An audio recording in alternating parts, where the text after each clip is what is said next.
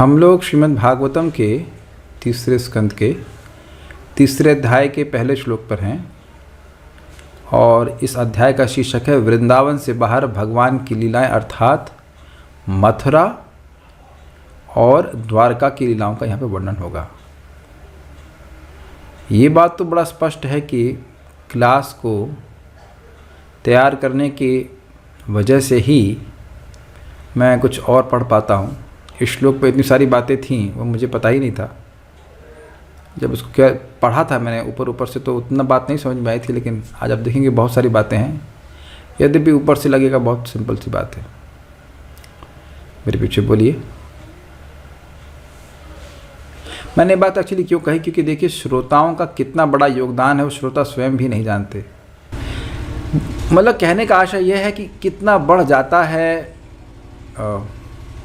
हमारी भक्ति भावना, हमारा फोकस श्रीमद् भागवतम के एक श्लोक को भी समझने में। So let's chant. उद्धव उवाच ततः स आगत्य पुरं स्वपित्रो चिकीर्षया शंबलदेव संयुतः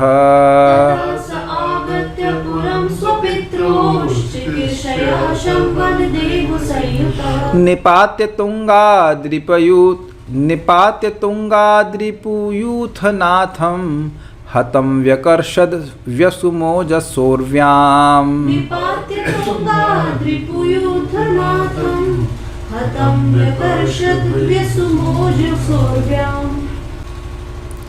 उद्धव उवाच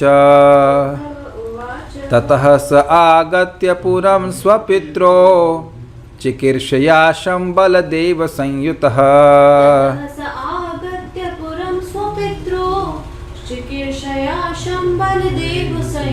निपात्य तुंगाद्रिपूयूथनाथं हतं व्यकर्षद व्यसुमोजसोर्व्याम्।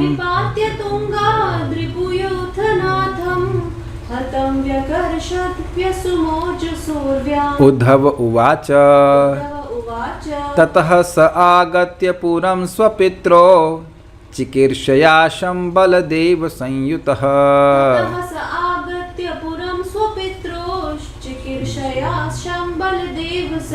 निपात्य तुंगाद्रिपूयूथनाथं हतं व्यकर्षद व्यसुमोजसोर्व्याम्।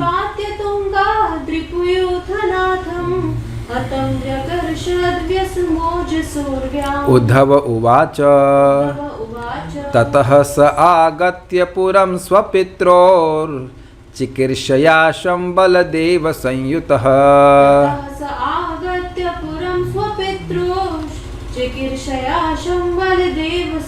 निपात्य तुंगाद्रिपूयूथनाथं हतं व्यकर्षद व्यसुमोजसोर्व्याम्।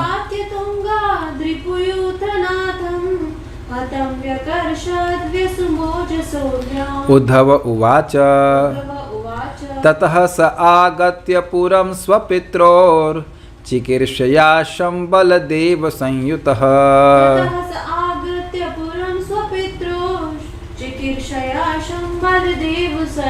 निपात्य तुंगाद्रिपूयूथनाथं हतं व्यकर्षद व्यसुमोजसोर्व्याम्।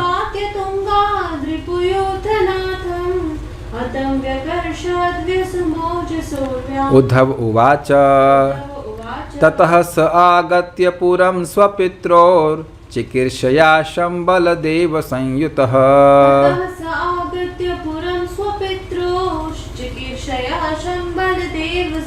निपात्य तुंगाद्रिपूयूथनाथं हतं व्यकर्षद व्यसुमोजसोर्व्याम्।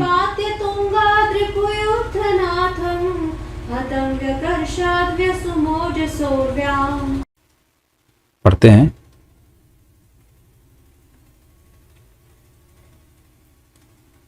श्री उद्धव ने कहा, तत्पश्चात भगवान श्री कृष्ण श्री बलदेव के साथ मथुरा नगरी आए और अपने माता पिता को प्रसन्न करने के लिए जनता के शत्रुओं के अगवा यानी लीडर कंस को उसके सिंहासन से खींचकर अत्यंत बलपूर्वक भूमि पर घसीटते हुए मार डाला। तो आप यहाँ पे देख सकते हैं किस प्रकार से एक फोटो है और उसमें कंस का मंच भी दिख रहा है।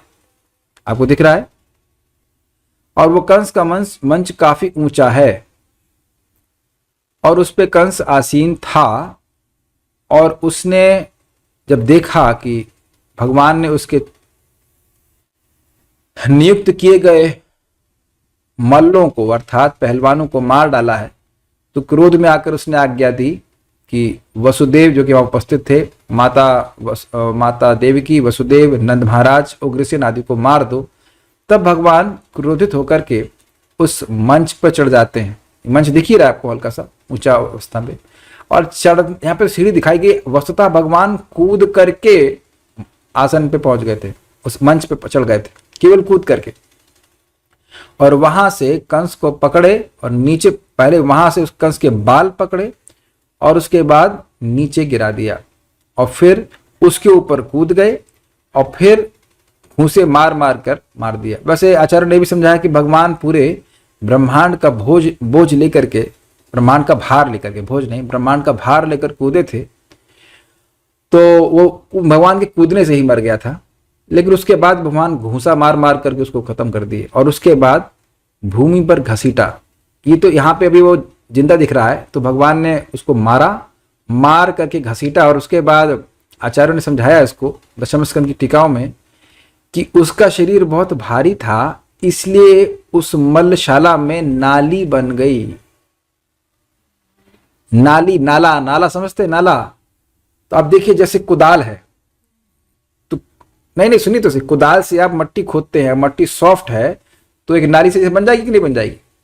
तो मलशाला की मिट्टी बहुत कठोर नहीं होती है, ये समझ लीजिएगा। पहले आप जानते हैं ना, जहां पे पहलवान लोग पहलवानी करते हैं वहां की मिट्टी बहुत सॉफ्ट होती है, और इसका कंस का शरीर वज्र जैसा था, मतलब बहुत स्ट्रांग था, तो भारी भरकम था। तो भगवान जब उसको घसीटे, उसको खींचे, तो अब उस घसीटने की वजह से वहां पे नाली बन गई। आप इधर बैठ सकते हो, सामने इधर। कई बात समझ पा रहे हैं आप लोग? भगवान उसको खींचे, और अद्भुत बात यह कि भगवान बिल्कुल बालक जैसे हैं, 11 साल के बालक ही हैं। देखने में 16 साल लग रहे हैं, लेकिन वैसे 11 साल के बालक हैं। तो उस बालक ने इतने बड़े असुर को खींचा, तो जहां जैसे जैसे वो खींच रहे हैं, तो वो खींचते खींचते वहां पे एक नाली बन गई। तो खींचे क्यों? क्योंकि उनके माता पिता को संदेह था कि यह मरा नहीं है, यह बेहोश हुआ है, और अब ये जागृत होकर के कृष्ण बलराम को मार देगा। तो ये दिखाने के लिए, सत्यापित करने के लिए कि कंस मर गया है, भगवान उसको मारने के बाद उसके मृतदेह को घसीटे भी। ये इस श्लोक का तात्पर्य। अब एक बड़ी रुचिकर बात है, श्लोक को पहले देखते हैं। उद्धव वाचा, श्री उद्धव ने कहा ततः, तत्पश्चात। अब पिछले श्लोकों से लिंक देखें तो पिछले श्लोक में जो बताया गया था, हम लोगों ने आखिरी श्लोक जो पढ़ा है उसमें बताया गया था शरद शशिकरैर्मृष्टम मानयन रजनी मुखम गायन कल्पदम रेमे स्त्रीणाम मंडल मंडनः।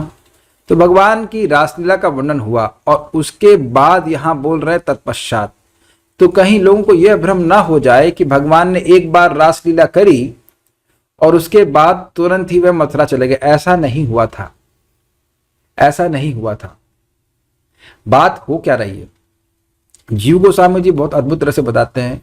जब भगवान की रासलीला का वर्णन कर रहे हैं तो फिर वह उनका चित्त अंतर्भूत होने लगा, अंदर मतलब कह सकते हैं उनकी वृत्ति, बाह्य वृत्ति छूटने लगी। तो अब उसके आगे वो बोलने में कुछ समर्थ नहीं हो पाए, तो फिर कुछ क्षण के लिए रुके, और फिर जब उनको बाह्य अनुसंधान होता है तो मथुरा की लीला शुरू कर देते हैं।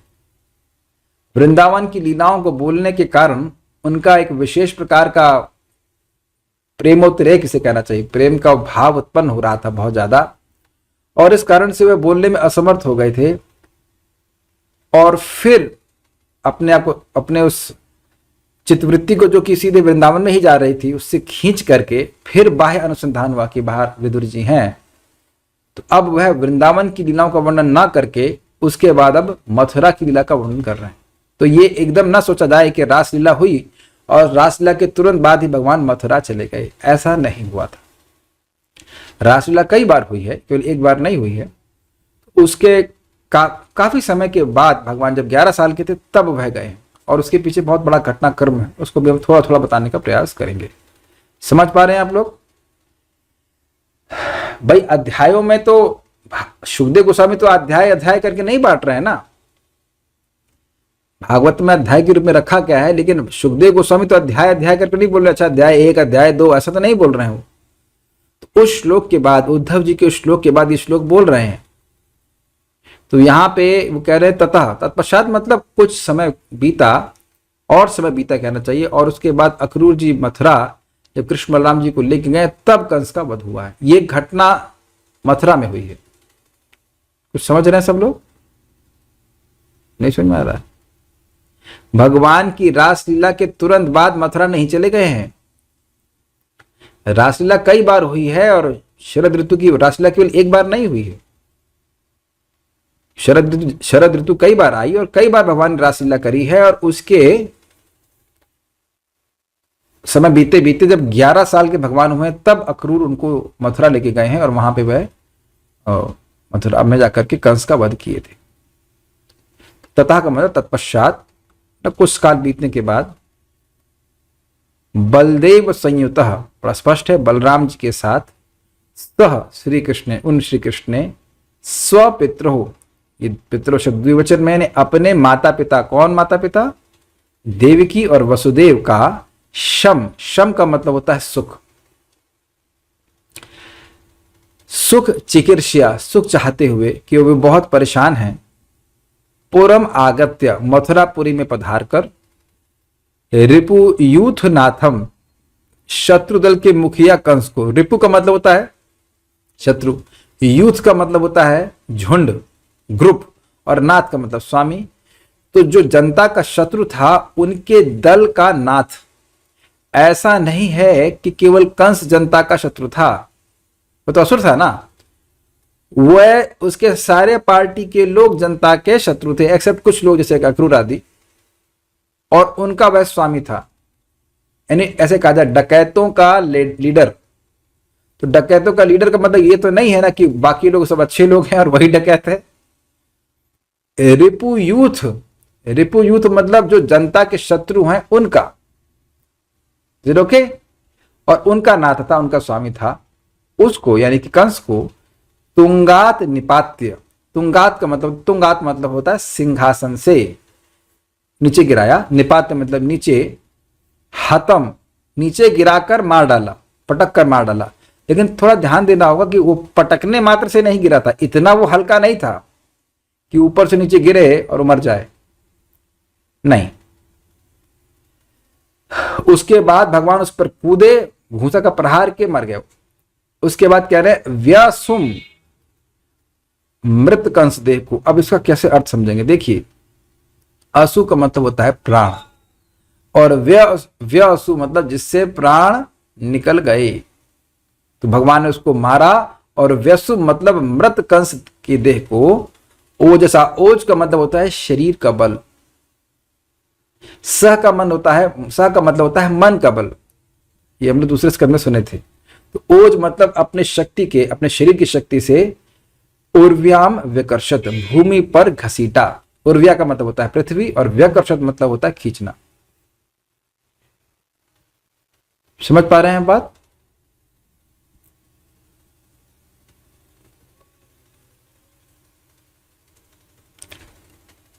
तो ये सब घटना हुई। श्लोक को देखिए, उद्धव वाचा ततः स आगत्य, उसके बाद काल बीतने के बाद स, वह श्री कृष्ण आ गए। आ गए कहाँ? आगत्यपुरम, यानी कि मथुरापुरी को आ गए। क्यों आए? स्वपित्रो चिकीर्षया शमम, शम अपने पितरों यानी कि अपने माता पिता के सुख की कामना करने के लिए, उनका सुख विधान करने की इच्छा से आए। किसके साथ आए? तो कह रहे हैं बलदेव संयुतः, बलराम जी के साथ आए। क्या किए? तो कहते हैं निपात तुंगात रिपुयुत, निपात तुंगात रिपुयूथ नाथम, दिख रहा है आप लोग को? निपात गिराकर, कहां से? तुंगात सिंहासन से। किसको? रिपु यूथ नाथ, जो शत्रुओं के झुंड का स्वामी था उसको। फिर क्या किए उसे गिरा कर, तो कहते हैं हतम व्यकर्षद व्यसुमोज सौर्व्याम, हतम उसको मार दिए, और व्यकर्षद व्यसुमा उसका शरीर जिससे प्राण निकल गया था उसको खींचे। कहां खींचे? तो कहते ओजसा उर्व्याम, पृथ्वी पर अपने बल के द्वारा उसको खींचे। श्लोक समझ में आ रहा है? सारार्थ दर्शनी तृतीय अध्याय कंस वध आदि भगवान की मथुरा एवं द्वारका की लीलाओं का वर्णन करता है, एवं यदुवंश तथा कुरुओं का विनाश भी संक्षेप में वर्णित है। सभी चीजें संक्षेप में ही वर्णित है।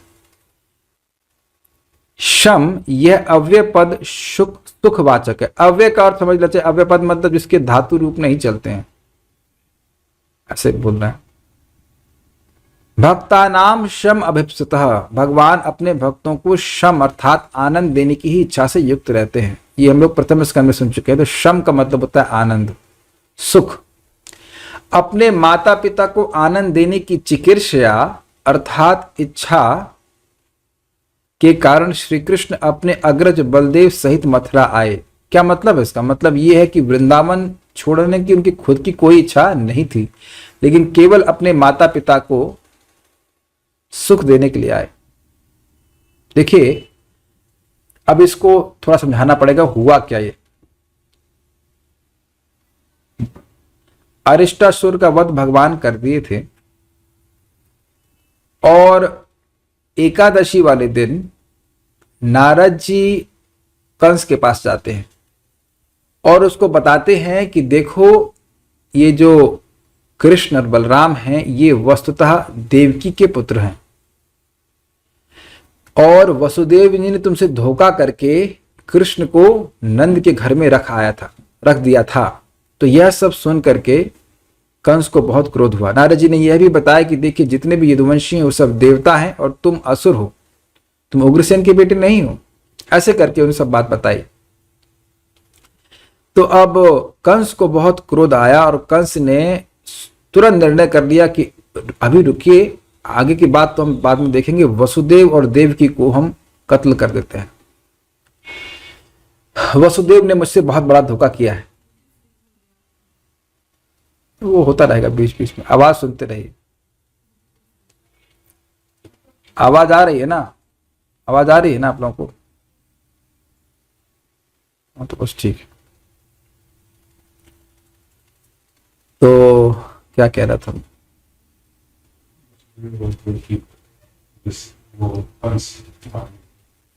तो कंस जो है वसुदेव और देवकी को मारने के लिए उद्यत हो गया। तो नारद जी ने कहा कि देखो, तुम मूर्खता मत करो, वसुदेव जी को मार दोगे तो नंद कृष्ण और बलराम को लेकर के भाग जाएगा। अभी तो वो छोटे बच्चे हैं, बाद में खूब मक्खन खिलाएगा, खूब स्ट्रांग, खूब तगड़ा कर देगा, फिर तुमको आकर के मार देंगे। तुमको डर तो वसुदेव से नहीं है ना? तो कंस कहता है नहीं, वसुदेव को भी मारूंगा और नंद को भी मारूंगा, कृष्ण को भी मारूंगा। कहते हैं नहीं नहीं भाई, ऐसा नहीं है, तुमको उसे अपने पास बुलाना चाहिए। अपनी गली में कुत्ता भी शेर होता है। देखो ना, वो अब तुमने जितने भी असुर भेजे वह सब कृष्ण के द्वारा मार दिए गए कि नहीं मार दिए गए? मार दिए गए। तो तुम क्यों नहीं उनको यहां बुलाते? तो नारद जी ने उनको दिया और उन्होंने कहा कि देखो, वसुदेव को मारो मत, उसको बंदी बना लो। तो जब कृष्ण बलराम सुनेंगे कि वसुदेव और देवकी को बंदी बना लिया गया है, तो वह यहां पर उनको बचाने के लिए आएंगे। तो ये अब किया। अब एक प्रश्न होगा कि नारद जी भक्त होकर भगवान के पिताजी को कैद में क्यों डलवा रहे हैं? ये तो बड़ी अजीब सी बात लगती है, ये तो अहित करने वाली बात है। तो वहां पे आचार्यों ने समझाया है कि देखिए, 3 दिन का कष्ट भोग लें और कृष्ण का दर्शन हो जाए, साक्षात का उनके बेटे का दर्शन हो जाए, तो यह तो कोई बहुत बड़ा कष्ट नहीं है ना। और मृत्यु से तो बचा ही लिया उन्होंने। तो कंस उनको मारता नहीं, उनको बेड़ी बना डाल देता है और अब यह नहीं क्लियर है कि कहाँ बंधन में डाला है, लेकिन हो सकता है वहीं हाउस अरेस्ट कर दिया, जो कुछ भी किया हो, लेकिन बंधन में डाल देता है, बेड़ी में डाल देता है। क्रम समझिए, इस बहुत रिसर्च हुई है कि हुआ क्या था। और अब वह अक्रूर जी को उसी एकादशी वाले दिन बुलाता है। उससे पहले वह दंगल के लिए इन मल्लों को बुलाता है, और ये मल्ल बोलते हैं कि हम कृष्ण, उनको बोलता है कृष्ण को बुलाएंगे, कृष्ण बलराम ऐसे ऐसे हैं, और उसके बाद वह नंद के बेटे नहीं हैं, वसुदेव के बेटे, इनको मारना है, ये सब मेरे वध के लिए हुए हैं, और इनको मारना है, इनको बुला करके कोलिया पीठ से मरवाएंगे, कोलिया पीठ नहीं मरा तो आप लोग मिलकर मार देना।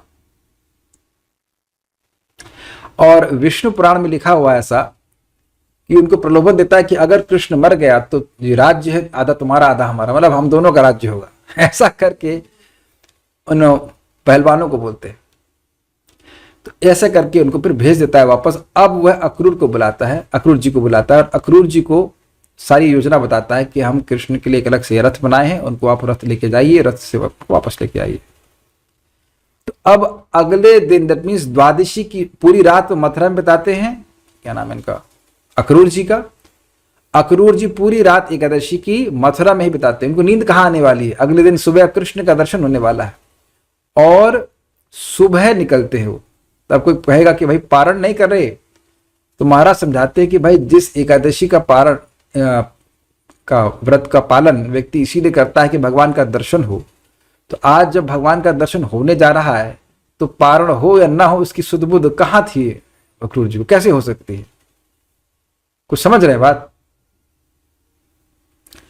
देखिए, कंस की वजह से वह जानते हुए भी वृंदावन नहीं आ पा रहे थे। तो आज कंस उनको स्वयं भेजा, तो बड़े प्रसन्न होकर के आए थे।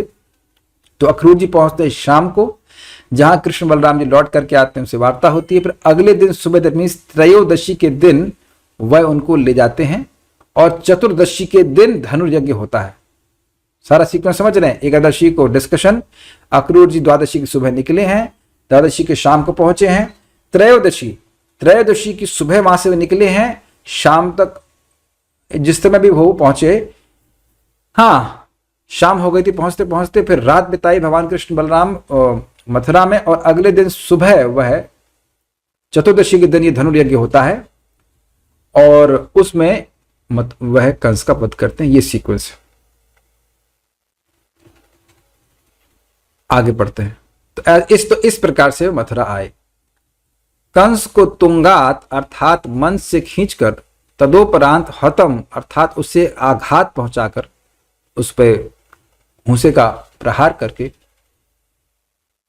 और उसके पश्चात उसका व्यसुम अर्थात वध करके भगवान ने कंस के मृतदेह को भूमि पर घसीटा, ताकि वह अपने भयभीत माता पिता को मूर्छित होने से रोक सकें, क्योंकि वह यह सोच रहे थे कि उनके बालक की हत्या हो जाएगी। कारण क्या था? कंस इतना शक्तिशाली था, और उन्होंने देखा कि कृष्ण और बलराम ने पहलवानों का वध कर दिया, तो स्वाभाविक सी बात है कंस का क्रोध तो एकदम हाई लिमिट पहुंच गया है। तो उनको डर था कि कंस जैसे उनके पहले 6 बच्चों को मार चुका है, ऐसे ही ये कृष्ण बलराम को भी मार देगा। ये केवल उनकी वात्सल्य रस की वजह से हुआ था, ये उनके वात्सल्य रस की वजह से हो रहा था, और उस कारण से मूर्छित हो रहे थे। तो भगवान ने उनकी भय को निवारण करने के लिए ऐसा वह किए कि मार दिए कंस को, जो कि लग रहा था कि बेहोश हुआ है। गिरा तो मार दिए थे भगवान, लेकिन लग रहा था बेहोश हुआ है, तो वह नहीं, बेहोश नहीं, वही मर ही गया है। उसे घसीटे, अरे कोई व्यक्ति को घसीटा जाएगा तो हाय हाय करेगा, कुछ करे, कुछ प्रतिकार करेगा, लेकिन अब मृत देह है, उसको घसीटा जाएगा तो प्रतिकार नहीं करेगा। तो भगवान ने इस प्रकार से उनके भय का निवारण कर दिया, अपने माता पिता का। मुझे ये बात समझ में नहीं आ रही थी कि जब वसुदेव और देवकी को बंधन में डाल दिया, तो वसुदेव और देवकी यहां कैसे आए, इस धनुर्यज्ञ में कैसे आए? तो इसका वर्णन भी विष्णु पुराण में स्पष्ट लिखा है कि अक्रूर जी, वसुदेव जी और नंद महाराज वहां पे उपस्थित थे, पास ही पास थे। नंद महाराज गोपों के संग आगे ही निकल गए थे, मतलब अक्रूर जी के आगे चले थे। एक्चुअली जब अक्रूर जी भगवान कृष्ण को लेके जा रहे तो रास्ते में बहुत जगह गोपियां बेहोश होकर गिरी पड़ी थी, तो उनके ऊपर तो रथ नहीं चढ़ा पाते, तो किसी तरह से टेढ़ा मेढ़ा करके जाते। और रास्ते में भगवान अक्रूर जी को अपना विश्व रूप भी दिखाए यमुना के जल में, यह सूचित करने के लिए कि मैं कंस का वध कर सकता हूं। वो हैं भगवान के दास भाव के भक्त, लेकिन चाचा जी भी हैं, तो उनको भय तक कहीं कंस कृष्ण का अहित ना करते। तो भगवान ने उनको यमुना जी में अपना विश्व रूप भी दिखाया, और दिखाया कैसे भगवान हैं, सब कुछ है दिखाया। तो इन सारी प्रक्रिया में लेट हो गया, तो नंद महाराज आगे ही जाके पहुंच गए थे। तो नंद महाराज भी उस धनुर्यज्ञ में उपस्थित थे, और वह बहुत सारे दूध आदि की वस्तुएं लेके जाए थे, क्या कहते हैं, भेंटे लेके गए थे, भेंट लेके गए थे। और अक्रूर जी भी थे, और वसुदेव जी भी थे, और माता देवकी भी थी, लेकिन माता यशोदा नहीं थी। इसलिए जब यहां बोल रहे हैं माता पिता, तो यहां माता पिता अर्थात देवकी और वसुदेव। सब लोग समझ पा रहे हैं इस बात को?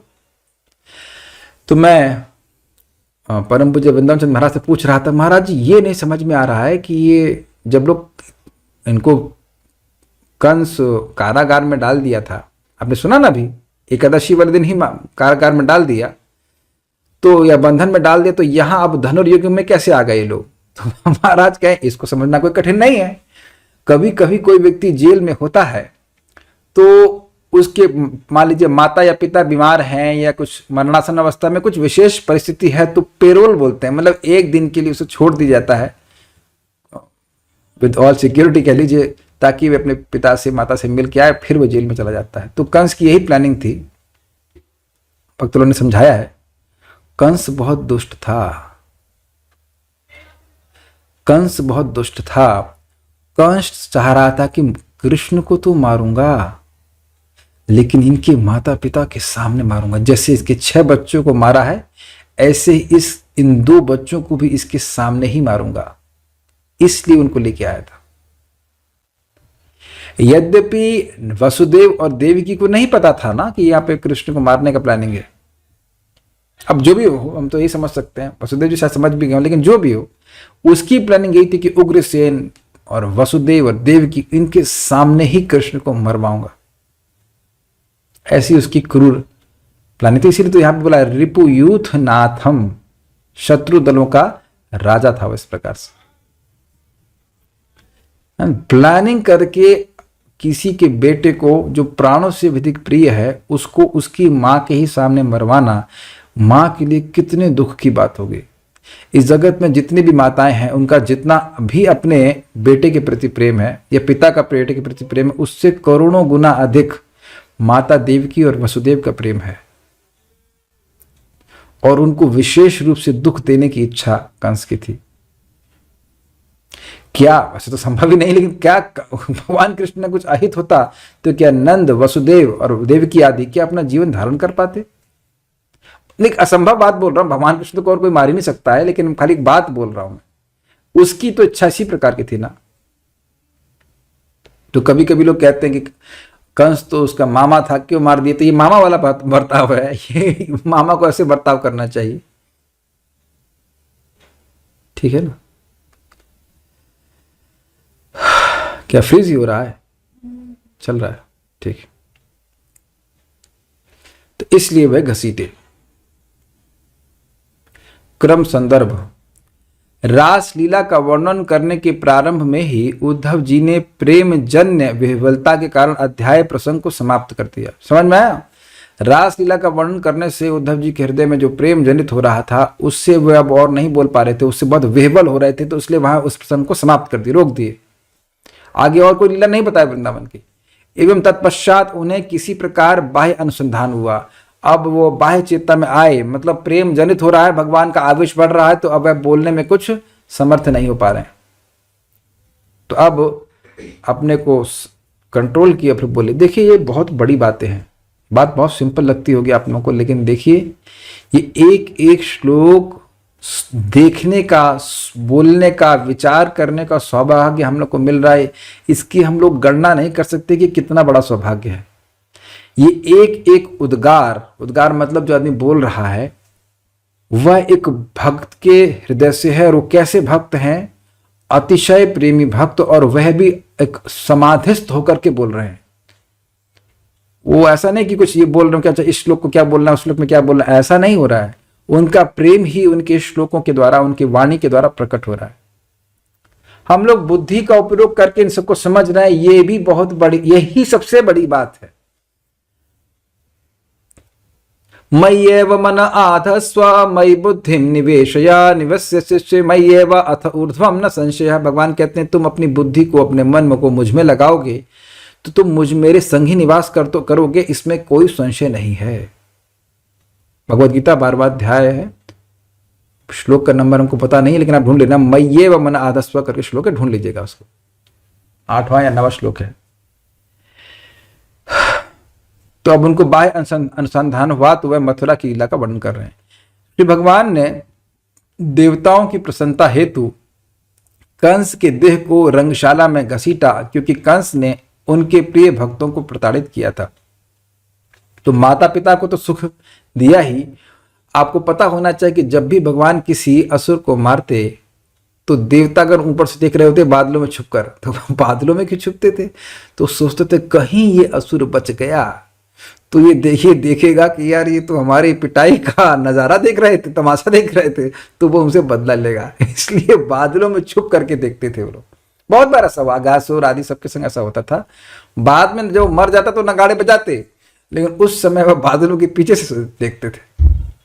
तो यहाँ पे भगवान तो जान रहे हैं कि देवता भी हैं, तो देवताओं को भी प्रसन्न करने के लिए भगवान ऐसा किए कि देखो अब तुम लोग का जो प्रॉब्लम था कंस, ये मार दिया गया है। तात्पर्य, प्रभुपाद जी का तात्पर्य, यहाँ पर कंस की मृत्यु का संक्षिप्त वर्णन हुआ है, क्योंकि ऐसी लीलाएं दशम स्कंद में स्पष्टता से और विस्तार से वर्णित हैं। भगवान ने 16 वर्ष की आयु में ही अपने को माता पिता का योग्य पुत्र सिद्ध किया। अब एक फिर कठिनाई आ जाएगी, भगवान की ये लीला तो 11 वर्ष की हुई है, तो यहाँ प्रभुपाद ये क्यों कह रहे हैं कि 16 वर्ष की आयु में ही, क्योंकि देखिए 11 वर्ष की आयु में ही वह 15-16 साल के युवक लगते थे, इसलिए भगवान प्रभुपाद कह रहे हैं। जब कंस को मारे हैं वो थे टेक्निकली 11 साल के, लेकिन देखने में लग रहे थे 16 साल के, तो इसलिए उन्हें कह रहे हैं प्रभुपाद कि 16 वर्ष की आयु में ही अपने को माता पिता का योग्य पुत्र सिद्ध किया। दोनों भाई कृष्ण तथा भगवान बलराम वृंदावन से मथुरा गए और उन्होंने अपने मामा कंस का वध किया, जिसने उनके माता पिता वसुदेव तथा देवकी को अत्यधिक कष्ट दे रखा था। कंस एक विराट दैत्य था और वसुदेव एवं देवकी ने कभी सोचा भी नहीं था कि कृष्ण तथा बलराम यानी बलदेव इतने बड़े तथा बलवान शत्रु का संहार कर सकेंगे। जब दोनों भाइयों ने सिंहासनारूढ़ कंस पर आक्रमण किया, दोनों भाइयों का मतलब है कि भगवान कृष्ण ने किया, बलराम जी ने कंस के भाइयों को मारा था। जब कंस को भगवान कृष्ण ने मार दिया तो अब उनके भाई अटैक किए कृष्ण पे, तो क्योंकि कृष्ण को अब भगवान कृष्ण को तो उनको मारने के लिए बोला नहीं गया था, देवताओं ने भविष्यवाणी से करी नहीं थी, तो बलराम जी मारते थे, तो इसलिए बोल रहे हैं। जब दोनों भाइयों ने सिंहासनारूढ़ कंस पर आक्रमण किया तो उनके माता पिता डर गए कि अब कंस को हमारे उन पुत्रों को मार डालने का अवसर प्राप्त हो जाएगा, जिन्हें हमने इतने दीर्घ काल तक नंद महाराज के घर में छिपा रखा था। देखिए ध्यान देने वाली बात क्या है, ध्यान देने वाली बात यह है कि उनके पिता को भय था,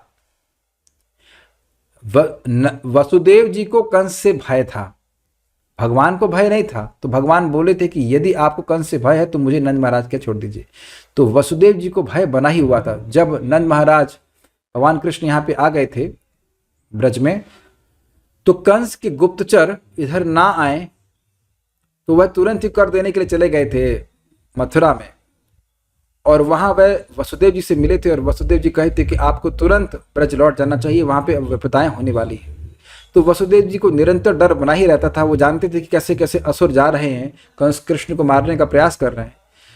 तो अब तो कृष्ण साक्षात इधर कंस के ही राज्य में आ गए, कुछ डर नहीं बढ़ जाएगा। कृष्ण तो सीधे कंस के खेमे में ही आ गए। यहां से किसी व्यक्ति को भेजना, अपने कमांडो को भेजना किसी को मारने के लिए उसके क्षेत्र में, तो कम संभावना है ना कि मार पाएगा। लेकिन वो दुश्मन अब आपके ही घर में आ गया, तो घर में तो व्यक्ति ज्यादा शक्तिशाली होता ही है। तो वो अब और डर गए थे कि कृष्ण बलराम को ये अहित कर ही देगा ये कंस। भगवान के माता पिता संतति के प्रति स्नेहवश अत्यधिक त्रास का अनुभव कर रहे थे और वे मूर्छित से हो गए थे। मूर्छित नहीं हो गए थे, मूर्छित जैसे हो गए थे। क्योंकि आप जब वर्णन सुनेंगे तो कृष्ण बलराम एकदम सुकुमार बालक जैसे हैं, और ये सारे सारे जितने पहलवान हैं वो सब एकदम पहाड़ जैसे हैं। तो इस कारण से ऐसी पहले स्थिति देखी तो उनको तो खैर कृष्ण बलराम ने मार दिया, उनको अब भी डर था कि कंस और क्रोधित हो जाएगा क्योंकि उन्होंने उनके पहलवानों को मार दिया है। तो अब कंस निश्चित रूप से और क्रोध का प्रदर्शन करके कृष्ण बलराम को मार देगा, इसलिए वो मूर्छित प्राय हो गए थे। ठीक है, ये बात है। उन्हीं को आश्वस्त करने के लिए कृष्ण तथा बलराम ने कंस को मारा और उन्हें प्रोत्साहित करने के लिए ही उसके मृत शरीर को धरती पर घसीटा। अब एक नोट दिया गया है, मैंने इसको नोट दिया है आप लोग को यहाँ पे कि यह कैसे मालूम चले कि वसुदेव और देवकी वहां पे थे, वह तो कारागार में हो सकते थे। तो यहाँ विष्णु पुराण का एक कोटेशन है, नंद गोपादयो गोपा मंचेश्वन्येश्व स्थिता अक्रूर वसुदेव उच मंच प्राप्ते व्यवस्थित। 5.20.28 कुछ अन्य मंचों पर नंद गोप आदि गोपगण बिठाए गए थे और उनके पास ही अक्रूर और वसुदेव जी बैठे थे। तो यहाँ पे स्पष्ट सूचित हो रहा है कि नंद और वसुदेव जी भी उस मंच के पास में थे। ठीक है, अन्य मंचों पे मतलब ये एक मंच पे बैठा था, सबसे ऊंचे सिंहासन पे बैठा हुआ था कंस, और ये लोग भी बैठे थे, यानी कि निश्चित सी बात है कि वसुदेव जी वहां पे थे। ये रिसर्च का टॉपिक था कि वसुदेव जी और देवकी थे कि नहीं, तो इसलिए मैं यहाँ पे जोड़ दिया, यहाँ पे क्लियर करने के लिए। नागरी योषिता मध्ये देवकी पुत्र गर्धिनी अंतकाले पुत्रस्य द्रक्ष्यामिति मुखम स्थिता। 5.20.29 नगर की नारियों के बीच में चलो अंतकाल में ही पुत्र का मुख तो देख लूंगी, ऐसा विचार कर पुत्र के लिए मंगल कामना करती हुई देवकी जी बैठी थी।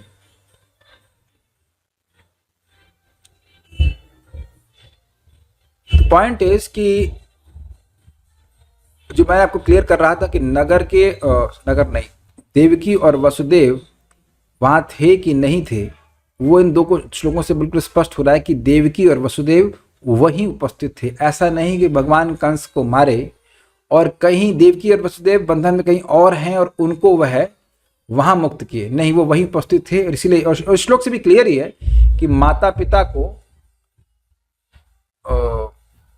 सुख देने के लिए वह उसके शरीर को घसीटे थे। तो अपन क्लियर हो रहा है, मतलब जस्ट एक पॉइंट में क्लियर कर रहा हूं कि मन में कहीं आ जाए कि देवकी और वसुदेव थे कि नहीं, तो ये बातें यहां से क्लियर हो रही हैं। ठीक है, नोट 2। अब यहाँ क्या हुआ था उसको हम यहाँ पे जोड़ दिए हैं। 10.44.28-38 श्रीमद् भागवतम से है और पूरा श्लोकों का अनुवाद है कैसे कैसे भगवान कंस को मारे। चाणूर मुष्टिक कूट शल तथा तोशल के मारे जाने के बाद बचे हुए पहलवान अपनी जान बचाकर भाग लिए। तब कृष्ण तथा बलराम ने अपने समवयस्क यानी हम उम्र ग्वाल बाल सखाओं को अपने पास बुलाया और उनके साथ दोनों भगवानों ने खूब नाच किया और खेला। ये क्या मतलब है? जैसे यहाँ पे पहलवान कोई जीत जाता है तो उसके साथ पार्टी वाले लोग ऐसे करते हैं, तो इसी प्रकार भगवान भी लीला कर रहे हैं। उनके घुंघरू वाद्य यंत्रों की भांति ध्वनि करने लगे। अब ये समझ में नहीं आ रहा कि किनके घुंघरू, क्या भगवान कृष्ण बलराम पहने थे? तो ऐसा हो भी सकता है, वैसे पहनते थे, और उनके ग्वाल बाल भी पहने होंगे, तो वो जो घुंघरी थे वो वाद्य यंत्रों की तरह ध्वनि करने लगे। कंस के अतिरिक्त सभी व्यक्तियों ने कृष्ण तथा बलराम द्वारा संपन्न इस अद्भुत कृत्य पर हर्ष प्रकट किया। देखिए, बात बड़ी इंपॉर्टेंट है। अगर दो पहलवान जीतते तो राजा के लिए दोनों बराबर होते हैं कि नहीं? पहलवानों की पहलवानी तो होती है, तो एक पहलवान जीतता है, एक पहलवान हारता है, तो राजा पुरस्कार देता है जीतने वाले को। लेकिन कंस यहाँ पे सुखी नहीं हुआ। कंस को बहुत क्रोध आया, क्योंकि कंस तो कृष्ण को मरवाने के लिए, बलराम जी को मरवाने के लिए आयोजन किया था। ठीक है, पूज्य ब्राह्मणों तथा महान संत पुरुषों ने बहुत अच्छा कहा। कंस ने कहा, वसुदेव के दोनों दुष्ट पुत्रों को नगरी से बाहर निकाल दो, यानी कृष्ण बलराम को अपने पास नहीं आने देना चाहता है और अपने सैनिकों को बोल रहा है कि निकाल दो। भय है उसको कृष्ण बलराम से। ग्वालों की संपत्ति छीन लो और उस मूर्ख नंद को बंदी बना लो। क्यों? क्योंकि इसी ने इनको पाल पोस के बड़ा किया है। उस अत्यंत दुष्ट मूर्ख वासुदेव को मार डालो। क्यों? क्योंकि यही मुझसे धोखा करके नंद के पास कृष्ण बलराम को रखा था। और मेरा पुत्र उग्रसेन को भी उसके अनुयायियों सहित मार डालो। क्यों?